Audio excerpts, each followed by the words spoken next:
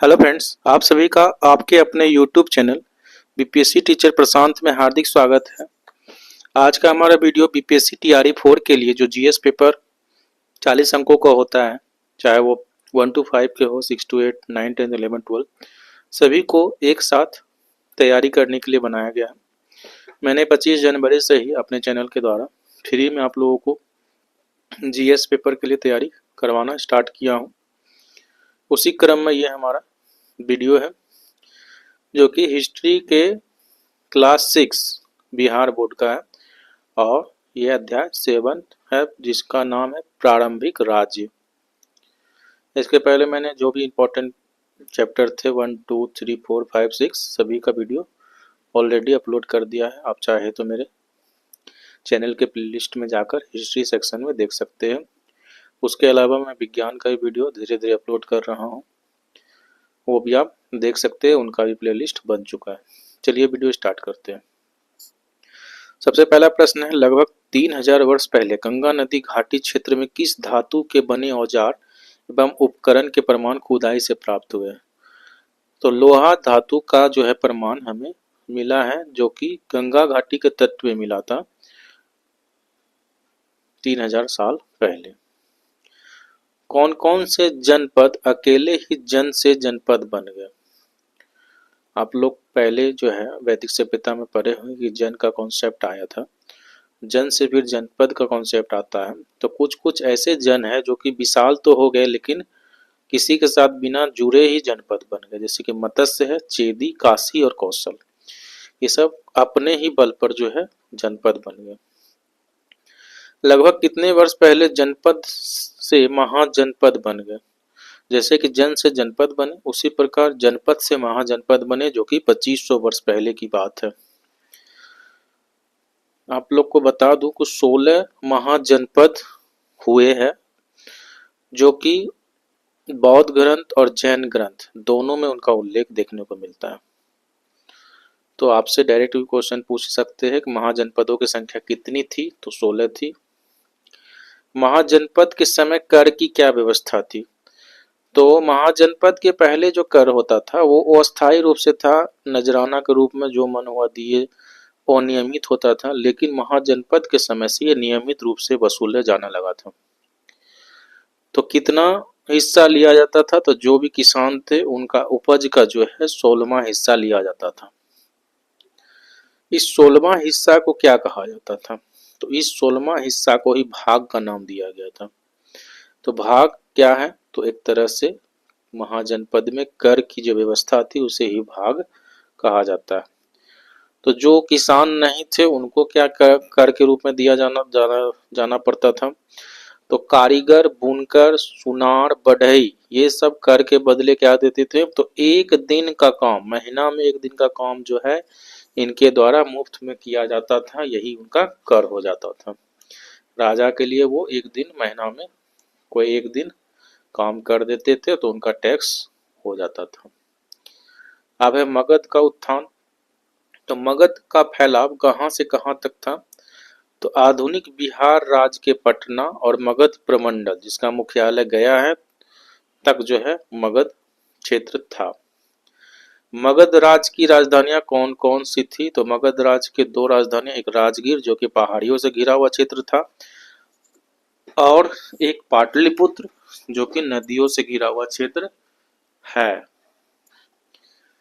अगला प्रश्न है, मगध राज्य में किस जानवरों की विशेषता थी या अधिकता थी? तो हाथी की जो है वहां बहुत प्रचुर मात्रा में हाथी मिल जाता था, जिसके कारण से सेना में उनको रखकर शक्तिशाली बनाया जाता था। यहाँ पर राज्य लिखा गया गलती से, वहां पर पशु होगा। मगध का प्रथम महत्वपूर्ण शासक कौन था? तो बिंबिसार जो थे मगध का सबसे प्रथम महत्वपूर्ण शासक इनको माना जाता है। बिंबिसार ने किस किस राजवंश के साथ वैवाहिक संबंध स्थापित किया था? ये प्रश्न देखने को मिलता है। तो कौशल और लिच्छवी राजवंश के साथ इन्होंने वैवाहिक संबंध बनाकर उसको अपने कंट्रोल में रखा था। किसने अंग महाजनपद पर आक्रमण कर मगध में मिलाया था? तो अंग महाजनपद आपके बिहार में ही है, जो कि भागलपुर के आसपास के क्षेत्र है। तो ये बिंबिसार के ही द्वारा जो है मगध में मिला लिया गया था। बिंबिसार के बाद मगध का राजा कौन बना था? तो उनका पुत्र का नाम था अजातशत्रु, जो कि राजा बने थे।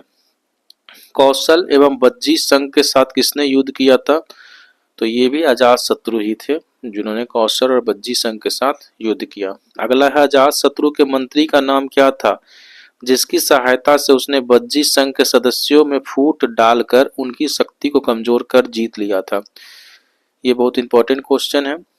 तो अजातशत्रु के उस मंत्री का नाम वस्कार था, जिनके सहायता से उसने बज्जी संघ में फूट डाल दिया था। अजातशत्रु ने किस राज्य से अपनी राजधानी राजगीर की सुरक्षा के लिए किलाबंदी करवाई थी? ये भी प्रश्न इंपॉर्टेंट है। तो अवंती राज्य से अपनी सुरक्षा करने के लिए उन्होंने चारों तरफ किलाबंदी करवाया था। किसने गंडक गंगा सोन नदियों के संगम पर पाटलीग्राम में सैनिक छावनी का निर्माण करवाया था? ये भी बहुत इंपॉर्टेंट प्रश्न है। तो गंगा गंडक और सोन नदी के संगम पर ही पाटलीग्राम बसा हुआ, जो बाद में पाटलिपुत्र बन गया। तो यहाँ पर उन्होंने एक सैनिक को रखने के लिए छावनी बनवाया था। पाटलिपुत्र की स्थापना किसने की? तो अजातशत्रु ने की थी। ये क्वेश्चन बार बार पूछा जाता है, जो कि पहले पाटलीग्राम कहलाता था। अजातशत्रु के बाद मगध का राजा कौन बना? तो उदयन बना। किसने सर्वप्रथम पाटलिपुत्र को मगध की राजधानी बना? ये भी इंपॉर्टेंट क्वेश्चन है, बार बार पूछा जाता है। तो उदयन ही वह व्यक्ति थे जिन्होंने पाटलिपुत्र को मगध की राजधानी बनाई। उदयन के समय अवंती राज्य का राजा कौन था? तो राजा चंद्र प्रयोत जो थे उदयन के समय अवंती राज्य के राजा थे। किसके समय मगध और अवंती की शत्रुता काफी बढ़ गई? तो उदयन के समय ही जो है मगध और अवंती की शत्रुता बहुत ज्यादा बढ़ गई थी। किस राजा ने अवंती वत्स कौशल पर विजय प्राप्त अंतिम रूप से मगध ने मिला दिया? तो सुशीनाग जो थे उन्होंने ही मगध में अवंती वत्स और कौशल को मिला दिया। मगध का अंतिम नंद शासक कौन था? तो घनानंद था। यूनानी विजेता सिकंदर के भारत आक्रमण के समय मगध का शासक कौन था? ये भी बार बार क्वेश्चन पूछा जाता है। तो घनानंद के समय ही सिकंदर ने भारत पर आक्रमण किया था। सिकंदर की सेना ने किस राज्य पर आक्रमण करने से इनकार कर दिया? तो मगध राज ही एक ऐसा राज था जिसको सिकंदर ने आक्रमण करने से मना कर दिया। क्यों? क्योंकि उनके पास बहुत बड़ी सेना थी। मगध के किस शासक को अत्याचारी राजा कहा गया था, जिसके कारण वह प्रजा में काफी अलोकप्रिय था? तो घनानंद ही ऐसे राजा थे मगध के जो कि अत्याचारी उनको माना जाता है और लोग उनको पसंद नहीं करते थे। सिकंदर की सेना ने मगध पर आक्रमण करने से इनकार क्यों कर दिया? तो क्योंकि मगध के राजा के पास विशाल सेना थी। किसने घनानंद को पराजित कर मगध पर अधिकार कर लिया? तो चंद्रगुप्त ने जो है घनानंद को पराजित करके मगध पर अधिकार कर लिया था। भारत के प्रमुख गणराज के नाम लिखे। गणराज का मतलब आप जान ले कि गणराज का मतलब होता है जहां पर जो है उनके प्रमुख का चुनाव किया जाता है, लोगों के बीच में से जनता चुनाव करते हैं। तो शाक, लिच्छवी, बज्जी, विदेह, तात्रिक, मल, कौल्य, मौर्य, ये प्रमुख गणराज भारत के हैं। बज्जी संघ की राजधानी क्या थी? तो वैशाली। बज्जी संघ कितने गणों से मिलकर बना है? 8 गण। ये भी इंपॉर्टेंट प्रश्न है। ये 8 गणों से मिलकर एक संघ बना है जो कि बज्जी था। बज्जी संघ किन किन प्रमुख गण से मिलकर बना है? तो प्रमुख पूछा जाता है। तो लिच्छवी, विदेह, बज्जी, 3 गण से मिलकर बज्जी एक संघ बना। लिच्छवी गण की सीमाएं कहां से कहां तक फैली थी? तो वैशाली से लेकर मुजफ्फरपुर जिले तक जो है लिच्छवी गण की सीमाएं है। ठीक। किसके कार्यकाल में लिच्छवी लोग काफी शक्तिशाली थे? तो बिंबिसार के कार्यकाल में लिच्छवी लोग काफी शक्तिशाली थे। राजा चेटक किस गण के शासक थे? तो लिच्छवी गण के शासक थे। ये भी पूछा जाता है। चेटक ने अपनी लड़की का विवाह किसके साथ किया था? तो बिंबिसार के साथ किया था। मगध के किस शासक ने लिच्छवी गण पर विजय प्राप्त किया था? अजातशत्रु जी जो थे उन्होंने ही लिच्छवी गण पर विजय प्राप्त किया था। किस गुप्त राजा ने एक लिच्छवी राजकुमारी से वैवाहिक संबंध स्थापित किया था? तो वो चंद्रगुप्त थे। दीर्घ निकाय किस धर्म का एक प्रमुख ग्रंथ है? बौद्ध धर्म का।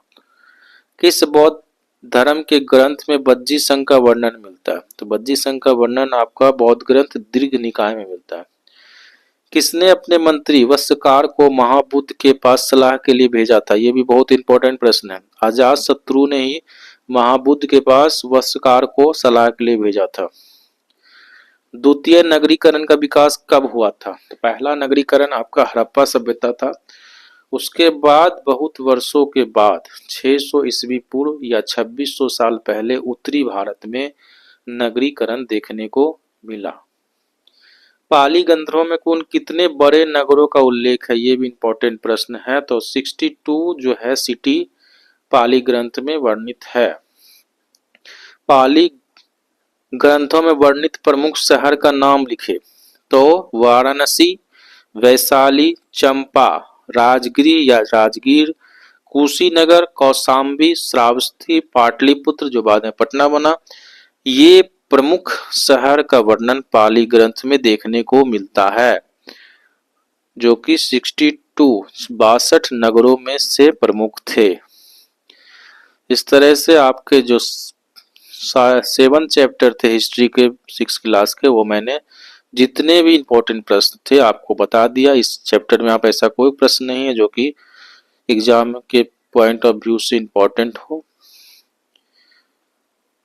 आप लोगों के लिए मैं काफ़ी मेहनत करता हूँ, किताब को लाइन बाय लाइन पढ़ के उसको फिर वापस लिखता हूँ, इंपॉर्टेंट क्वेश्चन के रूप में बनाता हूँ, उसका उत्तर लिखता हूँ, फिर समझाता हूँ। आपसे बस यही आशा करता हूँ कि आप मेरे चैनल को सपोर्ट करें ताकि मैं और भी आपका मदद कर सकूं। अगर वीडियो पसंद आया हो तो लाइक कर देंगे, चैनल को सब्सक्राइब कर देंगे और बेल आइकन को भी दबा देंगे ताकि हमारे आने वाले नेक्स्ट वीडियो का नोटिफिकेशन आपको मिल सके।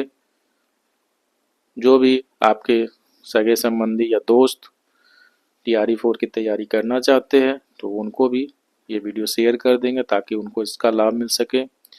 और मैं अपने व्हाट्सएप ग्रुप पर वीकली टेस्ट प्रोवाइड करता हूँ, तो आप लोग मेरे व्हाट्सएप ग्रुप से भी जुड़ सकते हैं, जिसका लिंक इस वीडियो के डिस्क्रिप्शन बॉक्स में मैं डाल दूंगा। वीडियो को अंत तक देखने के लिए धन्यवाद। जय हिंद, जय भारत।